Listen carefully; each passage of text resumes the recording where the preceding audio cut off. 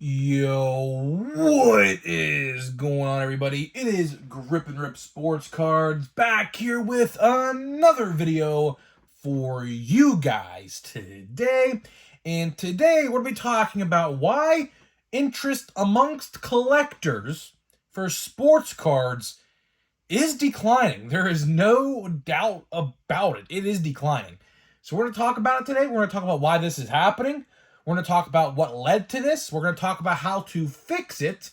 And overall, just as a community, what we could do to maybe boost the morale, I guess, of collectors moving forward. So before we get into it, because this is going to be a pretty interesting conversation, make sure to give this video 100 likes. That would be awesome if you guys can do that, as that's the best way you can help me grow this channel is by hitting that like button to show support on the videos. And speaking of growing the channel, we are doing a giveaway. We are giving away hobby packs of Series 2. All you got to do is be publicly subscribed, like this video, turn on the post notifications for all the content on the channel, and last but certainly not least, leave a comment in the comment section on who your all-star representatives were on your favorite teams, and I'll pick the winner once we hit 7,000 subscribers. So there is that. So might as well just get right into it, shall we? Might as well let's get right into it. So, interest amongst sports card collectors. This video is going to be very subjective. So if you may agree with one thing I say, fine. If you disagree with something I say, that's completely fine too. This video is just an opinion piece and what I have looked at amongst the community on YouTube and on Facebook, Twitter, Instagram, even TikTok. I have went across TikTok, which I typically don't do because I don't like the app. I genuinely don't like TikTok. I think it's terrible. Yeah, so we're going to be talking about why interest amongst collectors in the sports card community realm is declining, and there is absolutely no doubt about it. It is declining. And I even saw a comment, I think it was yesterday's video or maybe a day before, and someone even said the collecting fan base is declining, and that is very true. There is absolutely a lot of truth to that. I feel, this is my just personal belief, I feel like this year for Topps has probably been the weirdest. Now, last year was weird, right? We all know that. We all know that last year was a very, very bad year for Topps in a bad way. Fake autographs aplenty. There's tons of instances with fake autographs. Missing short prints, terrible quality control. When that stuff happens, it lowers the morale of the collecting fan base. Now, what is morale? If you don't know what morale means, the attitude. If something bad happens, like let's use, I don't know, you work at McDonald's. I'm just going to throw out a random example. You work at McDonald's and you have a very, very strict boss who works on your shifts when you work at McDonald's. The morale amongst the workers that boss manages is going to be down because he or she is so strict. But if you have a good boss who lets you do whatever during the shift, which is honestly the best way to go. I mean, if you're at a fast food place, not have a boss like that, I'm going to tell you. I mean, I've had my fair share of experiences. Some bad ones, I'll tell you that. It's another story for another day, though. But, if you have a good boss and they let you do whatever, like I had one time working at Kmart. If you guys remember Kmart, shout out to the OGs. I worked at Kmart right before they closed in my hometown. Great store, but unfortunately not with us no more. But, the morale's higher. If your boss lets you do whatever and still doing work and still getting paid on the job, morale's going to be higher because, your boss is a good boss, right? Same thing can be applied here. Morale is everywhere. You can have a high or low morale towards anything. Food, cars, clothing, action figures like I do, trading cards, whatever, furniture, whatever, It depends on how you feel, right? And the general consensus I have been seeing amongst the communities, amongst social media, is that there is declining interest in sports cards. Like, it's no secret. Look at YouTube views, not just even mine, everyone's. I've been keeping track. A lot of people, views are declining. Why are views declining on YouTube? Because the morale is down. And once the morale is down amongst collectors, everything that has something to do with sports cards, whether it's a YouTuber, a hobby store, local Walmarts, Targets, it will take a hit from that morale decline like we are seeing right now. There is absolutely no doubt about it.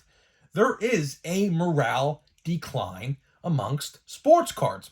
Why is this happening? Now you may be saying to yourself, why is this happening? Well, there's a multitude of reasons. It's not just one thing. I can't really specifically pinpoint one thing, but I will say this for a fact. Retail sports cards has a lot to do with it. Do you know how many stores I go to in 1 week across Pennsylvania and Ohio to look at sports card sections in every store I go to? And I see the same thing everywhere I go.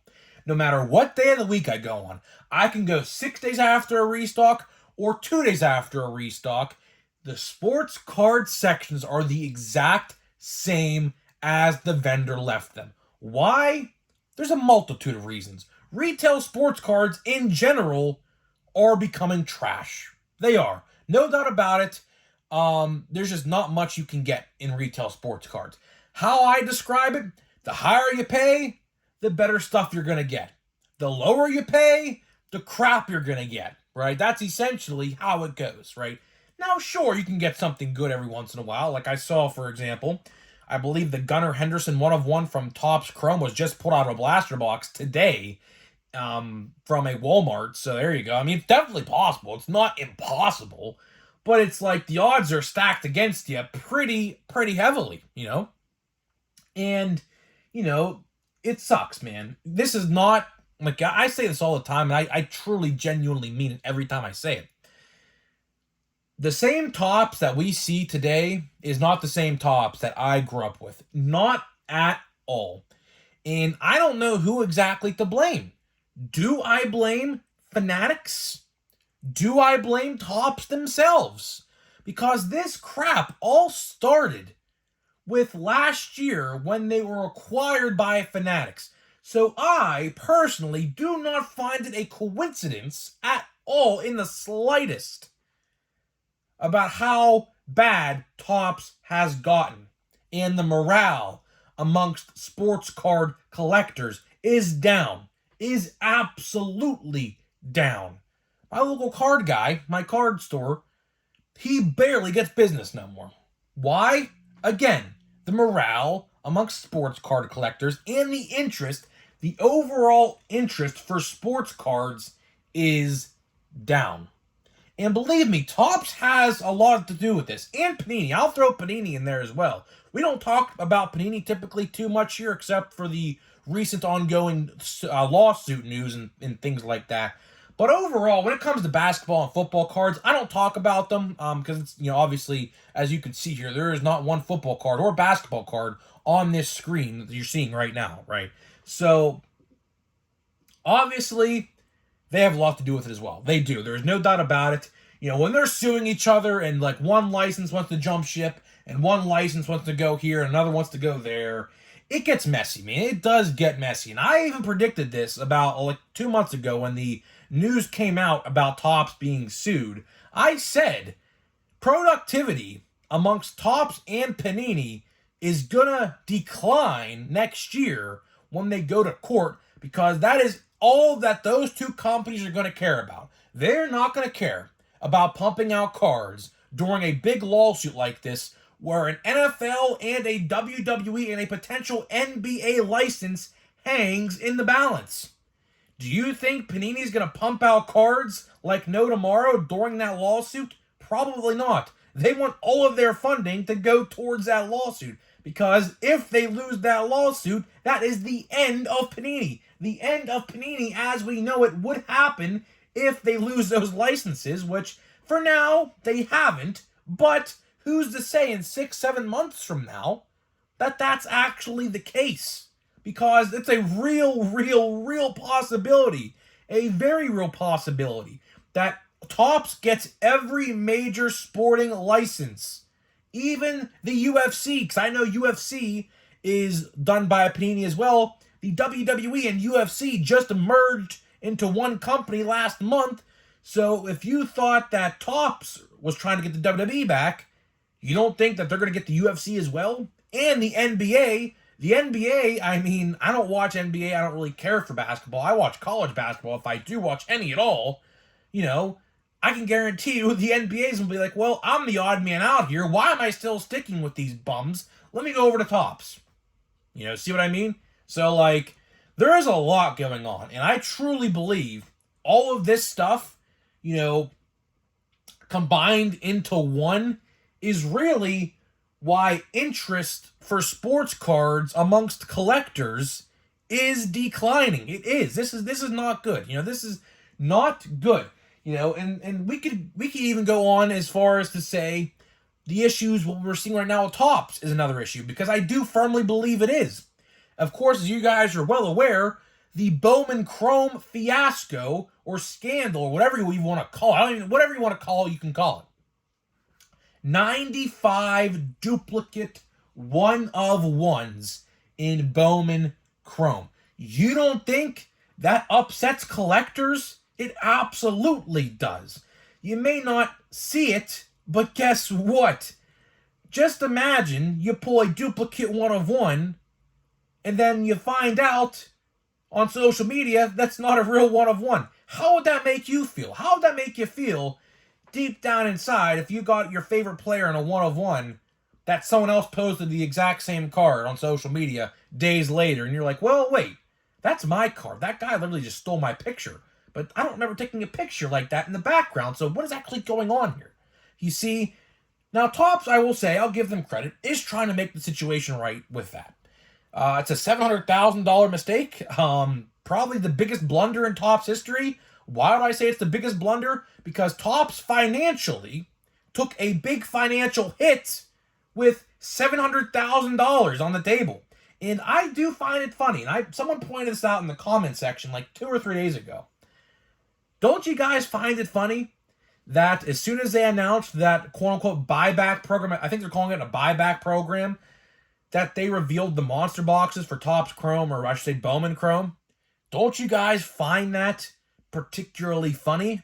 That they waited all this time to do that? You know why? Because they know they're losing their ass on these duplicate one-of-ones. And they said, well, we have to make the $700,000 back somehow. Let's start pumping out the monster boxes. Which I firmly do believe the monster boxes this year are going to be straight trash. Why? They probably printed quite a bit. And another thing, I read comment sections, I read Twitters, I read Facebook posts. You guys don't think I look all over social media? The perception of these monster boxes I have seen are pretty negative. Now, of course, they're not out yet. They're going to be shipped next week. But, I will say, last year's boxes, everyone said were garbage. So, of course, going into this year, everyone who said they were trash last year is using the same exact connotation as they are last year for this year and calling them trash right out the gate. Not even giving them a chance, just calling them trash. And to that, they're probably right. They're probably right. You know, they are. Probably. I saw one guy bring up a stat saying 1 in every 9 boxes will get your investment back, but the other, 8 out of the 9 are just complete garbage. I believe it. I firmly do believe that. It's probably correct. You know, so, like I said, sports cards are declining. There is absolutely no doubt.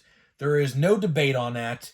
And, you know, even going back to last year, even going back to 2022, you don't think last year when we found out that those short prints of Julio, J-Rod, or not, same guy, Julio, Bobby Witt, and Torkelson weren't in Topps Chrome?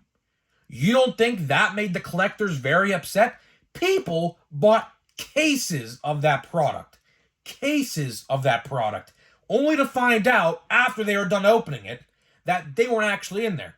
How would that make you feel if you bought cases of that product last year for that particular reason, just to find out that they weren't in there, and you had to get a silver pack with like a 1 in 10 chance, I think it was, to get? Awful. Awful. Awful. Awful. You don't think that ruined the morale and declined interest amongst collectors at that point? Look at 2022 Topps Chrome. I, for a fun fact, still see that set at some Walmarts to this day. Believe it or not. It's funny, but it's true. There's one Walmart in Ohio that I know of, and one Walmart in Pennsylvania, right by Pittsburgh, that I know of, that still have blaster boxes of 2022 Topps Chrome to this day. They haven't moved in a year. Don't you guys find that particularly interesting? I do. Because 2022 Topps Chrome is probably the second worst set in modern history. What set's the worst, you might ask? This set right here, 2023 Topps Series 1. And this is the last thing I want to talk about in this video before we get out of here, right? As I was alluding earlier to retail sports cards, no doubt about it, if you buy, let's say, $100 worth of retail sports cards, chances are you making $20 of that back? Probably not. Probably not. You know, let's look at Series 1 this year for an example. 1 in every 99 packs contains a gold card, which is, of course, numbered to 2023. You may be saying, how is this a big deal? Well, most of these blaster boxes of this product, for one, I still see again to this day in most stores. And again, I will bring up, odds for that product are so bad that it rots on the shelf. Again, when Topps does that, it ruins the morale. It does. The morale for collectors is at an all-time low. It has to be. And we can go even a step further in saying, well, look how much they print. There is no doubt about it. We are in another junk wax era. I don't care who you are or what you gotta say. We can all agree on this, is that we are in another junk wax era. Now, this junk wax era is not as bad as the first one because obviously we have parallels in autographs and relics to chase for. But when you print so much of the product, you know, those hits fall few and far between. It kind of does feel like you're in a junk wax era. It really does. The only set I can say confidently that I enjoyed thoroughly this year was 2023 Bowman. 2023 Bowman was absolutely spectacular this year to me. I opened 4 blaster boxes so far. I still have a couple sealed here. And I pulled 2 autographs in 4 blaster boxes. Same with my brother, actually. He pulled 2 and 4 as well. That is the only set I can confidently tell you that I thoroughly enjoyed. Because the value in that set was definitely had and definitely there to be made, right? But as for like a Series 1, a Heritage, I won't say Series 2 because Series 2 retail is actually decent. What else? Big League, you guys name it. A lot of these sets, when it comes to retail, are just not good. That's the sad truth. And when I was a kid, even just a couple years ago, retail was okay. Retail was definitely a viable option just a couple years ago. But again, when Fanatics took over, that's when the whole crap started. Remember last year with Series 1, this box right here behind my O'Neal Cruz bobblehead, the Shohei Ohtani cover? Do you guys remember the debacle and the debate amongst the community trying to figure out how many base cards of each person were in Series 1 in 2022? It's about 1.2 million. 1.2 million per card in Series 1 of 2022. That's pretty bad. You know, the CEO of Fanatics is trying to expand the hobby. My personal opinion, he has done nothing but not expand the hobby. Don't even get me started about the time. Of course, as you guys are well aware, I've talked about this quite a bit. He opened a box of like, I don't even know what it was, and the guy next to him pulled a Jackie Robinson cut auto 101. Just so happens, it was just magically in there, right? You don't think that ruins the morale of collectors as well? Seeing that guy open that product next to the CEO, who definitely knew that card was in there. He could say he didn't know. Now, genuinely, the collector, the soccer player sitting next to him, probably didn't know. But I'll tell you one thing, that CEO knew. He absolutely knew. But it is what it is. So I'm getting out of here. Let's get into a pack and let's get out of here, man. Let's get out of here, man. So we have a couple packs left of this Heritage. Yeah, I'm not a fan of Heritage. High number, I don't know. I don't think I'm going to get Heritage high number this year. I don't know. It all depends, man. Like, if I have the option, this is just a hypothetical, because truly, I don't know. If I had the option to buy a second box of Stadium Club Hobby versus a box of this stuff, I am 110% choosing Stadium Club. 2 on-card autographs, you can't beat it. You truly can't beat it. This is all just base cards. There's Cal Mitchell Pirate. But, you know, it's all just base card and stuff like that. I don't know.